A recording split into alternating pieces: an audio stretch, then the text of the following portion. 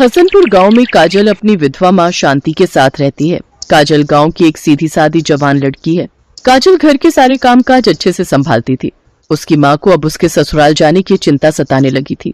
एक रोज शांति तड़के सुबह काजल को उठाती हुई, उठ जा काजल बेटे, सुबह के 5 बज गए हैं, जल्दी से उठकर नहा ले, पूजा पाठ कर ले, फिर घर के कामकाज करने के बाद नाश्ता बना। माँ सोने दो ना। बेटा अब तू जवान हो गई है, शादी करके ससुराल जाएगी तो वहाँ तुझे ये सब करना होगा, इसलिए अभी से इन सब की आदत डाल ले। कुछ दिनों बाद शहर के एक बड़े घराने का रिश्ता काजल के लिए आता है। लड़का प्राग अपनी माँ रमोला के साथ काजल को देखने आता है। काजल की सुंदरता और गुण देखकर वो फौरन रिश्ता पक्का कर देते हैं। बहन जी, हमें आपकी लड़की बहुत पसंद है, हमारी तरफ से ये रिश्ता पक्का समझिए। दोनों की शादी बड़े ही धूमधाम से हो जाती है। अगले दिन काजल सुबह 5 बजे उठकर सबके लिए चाय बनाकर लाती है। सासू माँ तो सो रही है, जगाऊं या नहीं? जगा ही देती हूँ, कहीं चाय ठंडी हो गई तो। सासू माँ चाय पी लीजिए सासू माँ। ओफो बहू, अभी तो 5 ही बजे हैं, हम 8 बजे उठते हैं, तू भी जाकर अभी सो जा और हमें भी सोने दे। सचमुच कितना फर्क है गांव और शहर की जिंदगी में। काजल भी जाकर अपने कमरे में सो जाती है। फिर सुबह 8 बजे काजल जल्दी से ब्रेकफास्ट ले आओ, मुझे बहुत भूख लगी है। काजल किचन में गई और सबके लिए छोले भटूरे बनाकर ले आई। ये क्या है काजल, इतना हैवी नाश्ता? हम सब इतना हैवी ब्रेकफास्ट नहीं करते।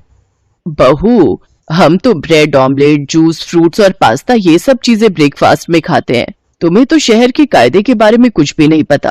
इतना तला भुना खिलाकर हमें मारने का इरादा है क्या? तुम्हारी माँ ने तुम्हें कुछ नहीं सिखाया क्या? लेकिन माँ ने तो कहा था कि पति के दिल का रास्ता पेट से होकर जाता है और पहले दिन उन्हें अपने हाथ के छोले भटूरे खिलाना। माँ, आज उसका ससुराल में पहला दिन है और शहर में वो नई आई है, इसलिए उस पर चिल्लाओ मत, धीरे धीरे ये सब सीख जाएगी। मुझे पहले ही ये समझ जाना चाहिए था कि शहरी तौर तरीके सीखने में उसे टाइम लगेगा। अच्छा बहू, आज शाम को तुम्हें देखने सोसाइटी की कुछ औरतें आ रही हैं, तुम क्या पहनोगी? सासू माँ मेरे पास साड़ी रखी है, उन्हीं में से कुछ पहन लूंगी। सत्यानाश, ये लड़की तो मेरी नाक कटवा कर रहेगी। यहाँ तो सब कुछ उल्टा ही हो रहा है, पता नहीं माँ ने मुझे क्या सिखाया है। शाम को सोसाइटी की औरतें काजल को देखने आई। कहाँ है रमोला तेरी बहू? काजल बहू जरा बाहर तो आना। काजल बाहर आती है और सबके पैर छूती है। पाई लागू आंटी जी, पाई लागू। बहू, हमारे यहाँ पैर नहीं छूते, सबको हाय या हेलो बोलते हैं। ये सब तो ओल्ड फैशन चीजें हैं, लेकिन हमारे यहाँ के संस्कार तो यही है ना कि अपने से बड़ों के पैर छुए जाएं या नमस्कार करके उनका अभिनंदन किया जाए। उसकी बातें सुनकर सभी चुप हो गईं। बिल्कुल सही कहा काजल तुमने, मॉडर्न सोसाइटी के चक्कर में हम सब अपने संस्कार ही भूलते जा रहे हैं। और हाँ, आज से हम सभी बड़ों के पैर छुएंगे और छोटों को नमस्ते कहेंगे। आखिर यही तो हम भारतीय लोगों के संस्कार हैं। बिल्कुल सही कहा, आज इस लड़की ने अपने संस्कारों से हम सबका दिल जीत लिया। हाँ काजल बहू, तुम्हारे संस्कार और सूरत दोनों बहुत अच्छे हैं। अब हम सब चलते हैं। ऐसे कैसे आंटी जी, आप मेरे होते हुए भूखे पेट कैसे जा सकती हैं? मैंने आप सबके लिए छोले भटूरे बनाए हैं, उन्हें खाकर जाइए। इसके बाद सभी छोले भटूरे खाती हैं तो उसका स्वाद चखकर खुश हो जाती हैं। ओह, इतने टेस्टी छोले भटूरे हमने आज तक नहीं खाए। सचमुच खुश रहो बहू। बहू, तुम्हारे हाथों में तो सचमुच जादू है, जादू। इतने यम्मी छोले भटूरे मैंने अपनी पूरी जिंदगी में नहीं खाए। इसके बाद वो औरतें वहां से चली जाती हैं। मेरी बहू सबसे बेस्ट है, बेस्ट। इतना कहकर रमोला ने काजल को गले लगा लिया। काजल की आंखों में खुशी के आंसू थे, लेकिन आज वो खुश थी। ससुराल में पहले दिन ही वो सबका दिल जीतने में कामयाब रही।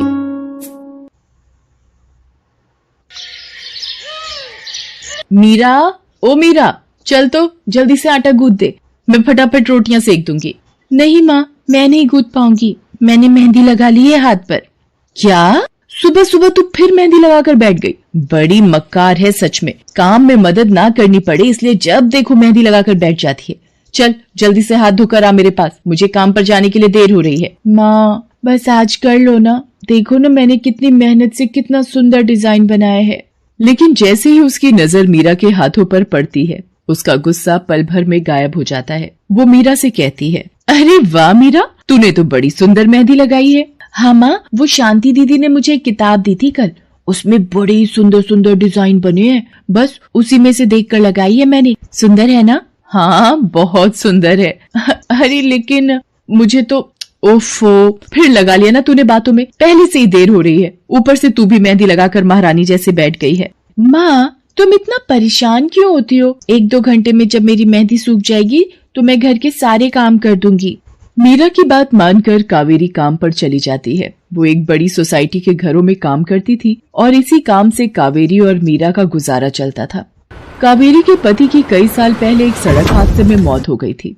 तब से कावेरी पर ही सारी जिम्मेदारी थी। मीरा भी घर के कामों में उसका पूरा हाथ बटाती थी। मीरा को मेहंदी लगाना बहुत पसंद था। उसने अपने घर के पीछे मेहंदी के कई सारे पौधे लगा रखे थे जिनका वो बहुत ख्याल रखती थी। वो अपने हाथों से मेहंदी के पत्तों को पीसकर अपने हाथों में लगाने के लिए तैयार करती थी। फिर एक दिन, मीरा हमें इस जगह पर थोड़ी मोड़ी खेती कर लेनी चाहिए। ये मेहंदी के पौधों से कुछ कमाई थोड़े ही हो रही है, खेती कर लेंगे तो कुछ पैसे ही बन जाएंगे। नहीं माँ, मेरे मेहंदी के पौधों को हाथ भी मत लगाना। बाजार से मेहंदी खरीदने के तो पैसे हैं नहीं हमारे पास, अब इन्हें तो रहने दो।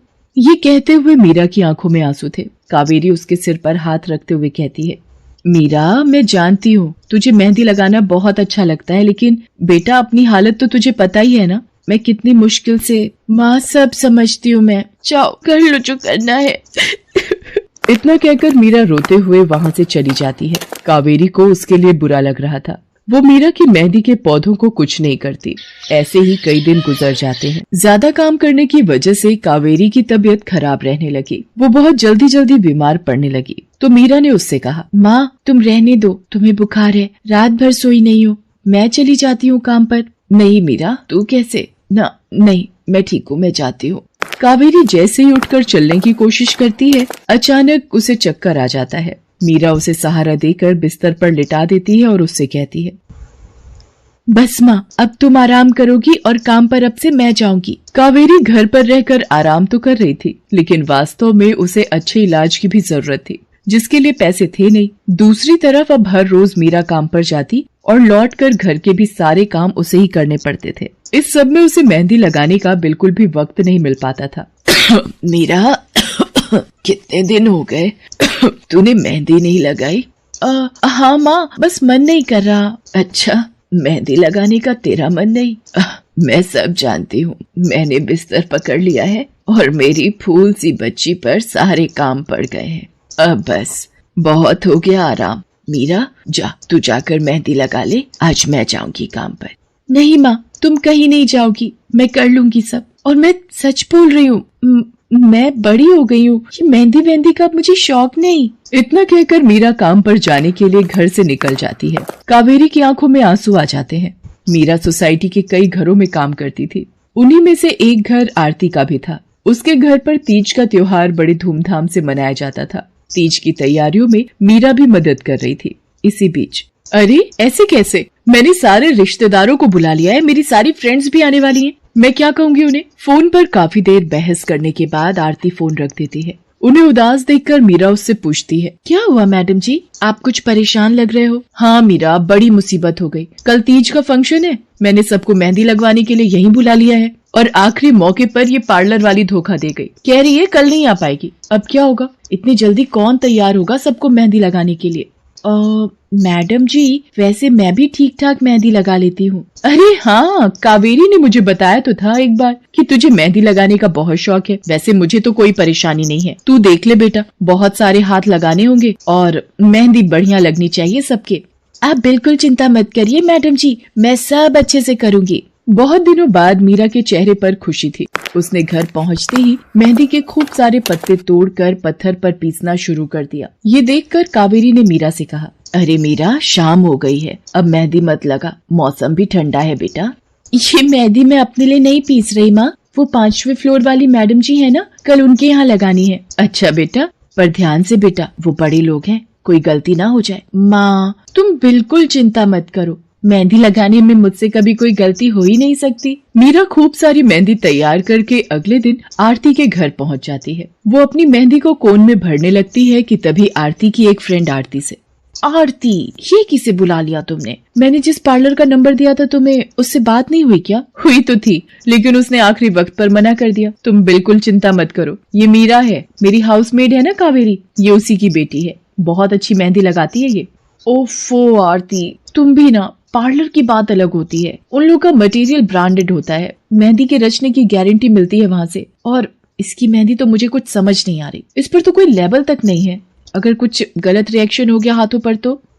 आप बिल्कुल चिंता मत कीजिए मैडम जी, ये मेहंदी मैंने खुद पीस कर तैयार की है, मेरे पास बहुत सारे मेहंदी के पौधे हैं, इसमें कुछ भी ऐसा नहीं है जो आपके हाथों को नुकसान दे।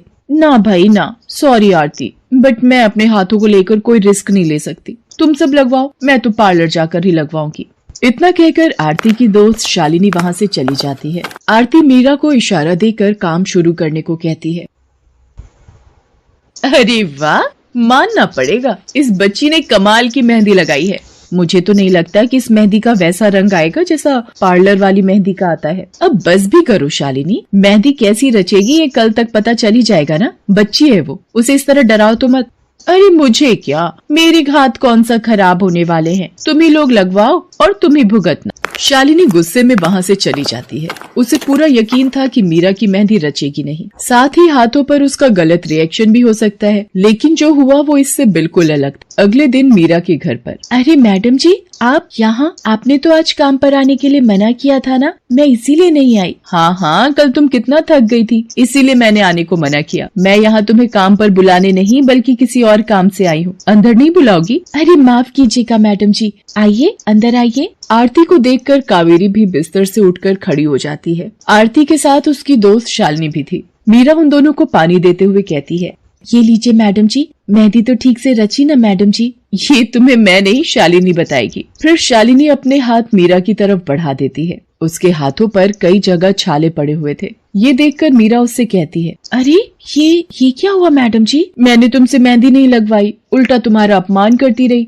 उसी की सजा मिली है मुझे। मैंने सबसे महंगे वाले पार्लर में जाकर मेहंदी लगवाई। मैंने उनसे जोर देकर कहा कि मेहंदी का रंग बहुत बढ़िया आना चाहिए। इस चक्कर में उन्होंने पता नहीं क्या क्या मिला दिया मेहंदी में, और मेरे हाथों का ये हाल हो गया। और दूसरी तरफ तुम्हारी मेहंदी, जिसने भी लगवाई उसके हाथों की रंगत ही अलग है। देखो आरती के हाथ देखो जरा।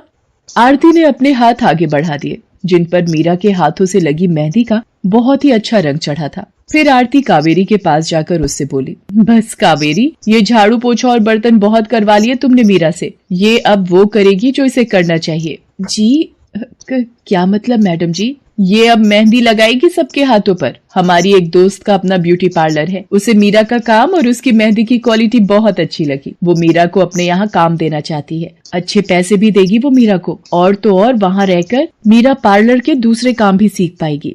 आरती की बात सुनकर कावेरी की आंखों में आंसू आ जाते हैं। वो हाथ जोड़कर आरती का शुक्रिया अदा करती है। मीरा भी बहुत खुश थी। अब न सिर्फ वो अपना मेहंदी लगाने का शौक पूरा कर सकती थी, बल्कि अच्छे पैसे कमाकर अपनी माँ का इलाज भी करवा